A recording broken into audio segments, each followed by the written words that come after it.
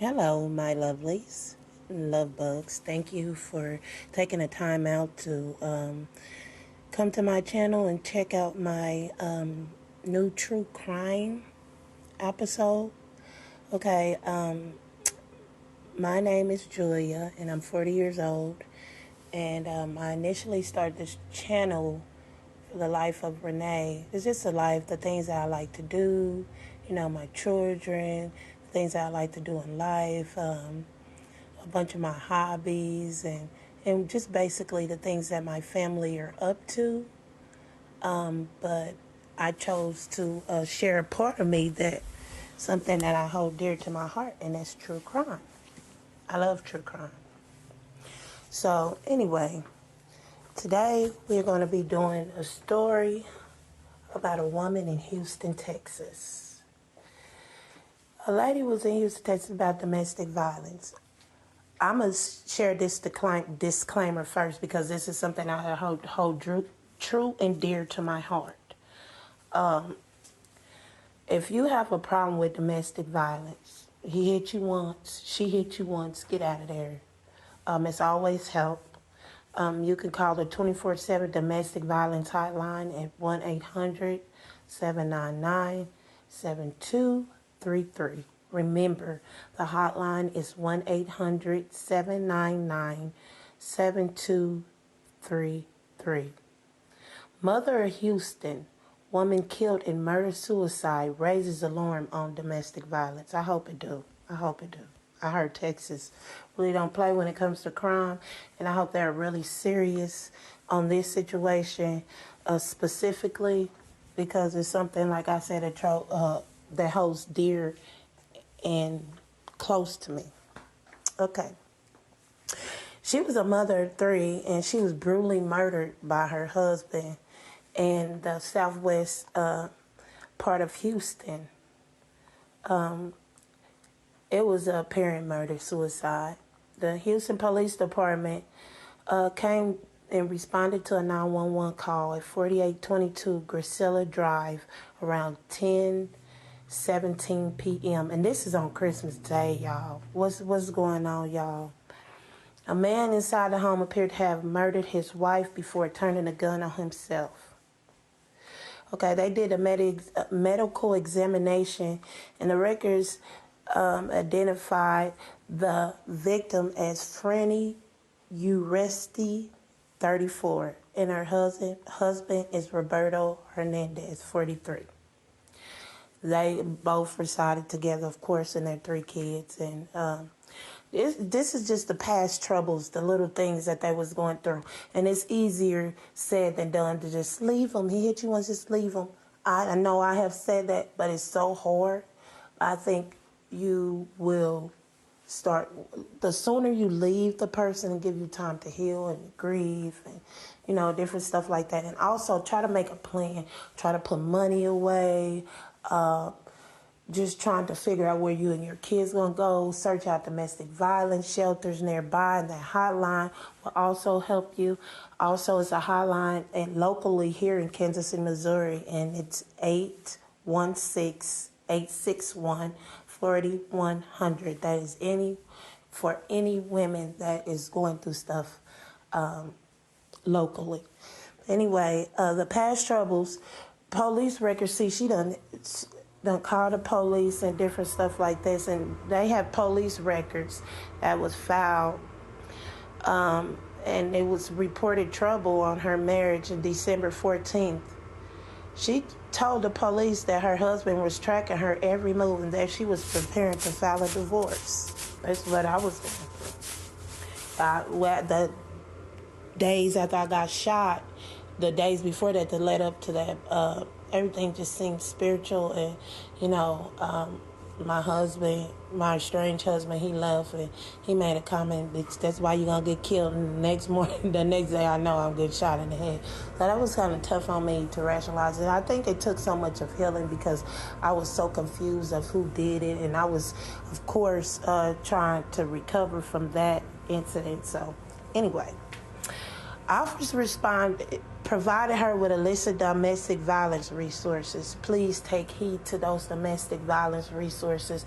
I know you think sometimes the officers not on my side, they didn't do anything, they came out. Please take heed to those. Keep them in hiding. Keep them with a family member. Keep them with a friend that is close and nearby. Never let him know about your plan. Never leave when he's there or she's there, whatever, because I know men who have experience that was in toxic relationships. Well, women, they haven't fully healed from toxic relationships and violent relationships, and they'll go into another one immediately without taking the time to heal and restore themselves, and the woman will start hitting on the man. But anyway, so 11 days later, Urisa was killed in her own home. That is sad. Just 4 days after her daughter was killed, Rosa Salinas is using her voice to share daughter's deadly case of domestic violence. She was just hoping that, this is the mother of her. And she was just hoping, and telling everyone that, the thing about domestic violence, how it can plague you, how difficult it could be, and the signs that she may have saw in her daughter. And she said her daughter was an awesome daughter. She said her daughter was very awesome and a very explanatory sister, a mother. She said, and she was a great wife. They didn't value her. They didn't give her the value she deserved because they took her life and malice and advantage. That's what they did. That's what he did. She was in Mexico with her family when her daughter was killed. This is what the mother said. She was already concerned about Urisa's safety. Just like I said, it was just different things that her mother probably saw that was going on and signs. And you got to talk to your family. You got to talk to someone dear and near to you. I wish I had a mother there. I wish I had a parent that was there that I could talk to, like, hey, I'm about to get away. This is what's going to happen. You probably can't go to their house, but the more support you have, the more better. And that domestic violence hotline, it could do a lot. Anyway. And a guy asked, he was trying to talk to her and do a little interview, and he was basically saying, were there any red flags? Did you see anything wrong? And Miss Rosa said her mother, she said a week before the incident, they had an argument. She said she wasn't there, and she was in Mexico. He had a gun his brother gave him, and to protect the house, he took it out, threatening himself and scaring, and he was scaring her daughter and the boys. So they must have 3 boys. And she said her daughter told her and spoke to her and let her know about it. I'm glad she did that. And, she said she spoke to her sister, the guy's sister, the husband's sister, and told her to please go get the gun out of the house because the kids was in danger, and that if she didn't do it, then her daughter was going to call the police. And which she should have. I wish she would have followed through. But even before this incident, Urisa voiced her concern to her mother in addition to Houston police. She was letting her know, like, hey, there's something going on. Something is not right. She said that he was controlling. He was obsessive. This is what she told her mother. He was very obsessive. He wouldn't let her, or he didn't let her go out. He didn't even have her to have friends. And that's what they do. They try to pull you away from people that you love the most and that's true and near and dear to you, so they can have all the control. He wouldn't just let her be. He wouldn't let her be free. He wouldn't let her be anyone. It's like he was in possession of her. So that's why her daughter wanted to get away from him. He would control her psychologically at times, and I think that's the second step. I think it's emotionally. Well, I think it's verbally. They start doing it verbally first. That was my case. She said despite her gut telling her to stay in Houston, her daughter convinced her to go back to Mexico for the holidays. That was the last time she got to see her daughter. This is sad. This is very sad. On Christmas Day, she got a call that Fanny was dead. She said, what this thing he did to my daughter, she said, it took her away. I want them to know that I am hollow. My heart no longer beats. I don't feel my heart beating anymore. They took her away from me in ways that was, you can say, cowardly. She was fighting. She was saying this, fighting through tears and sharing her daughter's story and the pain the entire family had to go through in efforts to try to, and enduring in efforts to try to help others and make others aware.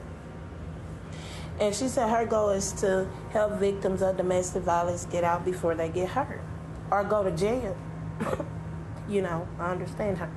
I understand that part. She said she wanted to raise her voice on behalf of her daughter so that other women who are going through the same thing are aware and immediately leave the place where they are. That is so true. Try to. I know it's easier said than done, but try to put things in place and try to get as much support as you can, and don't let him know that you made them aware either about that.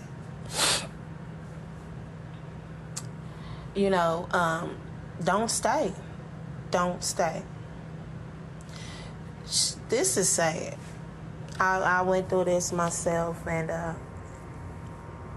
I would take them back a week later, take them back 2 weeks later. And it seemed like every time I took them back, it got worse. It got worse. It got worse. It got worse. We ended up having 2 kids. That's my 2-year-old and my 4-year-old. I thank God I got out of time, but after I got shot in the head, I realized, and I asked him, I said, did you have that GPS tracker in my car? Because I was trying to, us as people, we got to try to be investigative too, because I was so in distress. I didn't know what was going on. I was trying to heal, and I couldn't heal mentally because my mind was on, who did this to me? Who shot me in my head? And it wasn't point blank range. It was while I was driving away in my car. So it was kind of hard for me. It was like a road rage. But the way that it was set up, it was weird. I'll do a separate video of that. But anyway, I tried to rationalize it and, try to come up with different things as a detective do to try to figure out what happened to me, why did this happen to me. And it wasn't him. He did not do it. I figured it out. I'm still kind of in shock and wow, because I'm like, this is the last situation that was traumatic that I went through before this. So before I got shot in the head, so I'm trying to put things together, and I still think like, did they have a connection? So yeah, it was kind of hard on me. That year was kind of hard on me, but I thank God for letting me out. I took narcissistic classes, domestic violence classes. I got therapy. I did all kind of sorts. I have a lawyer in place. I thank God that he was able to get me in a place where I had support. Even it was outside support, but it took me a long time to try to trust people and open up people to get the support that I wanted. But this just goes to show, guys, women, if you in this situation, write down a plan. If not write down a plan, tell a family member or someone that you close and that you're dear to. Let them know what's going on in your life. Let them know what's going on in your life. And call the domestic violence hotline. Always erase numbers from your phone. Don't let them know where they're going. Sometimes you can stop at a mechanical shop and see if you got a GPS tracker on there, on your car. You can go do that. Some things I wish I would have done, but I didn't, and I got out. And I'm sorry to Selena. I wish Selena would have got out. She's very beautiful.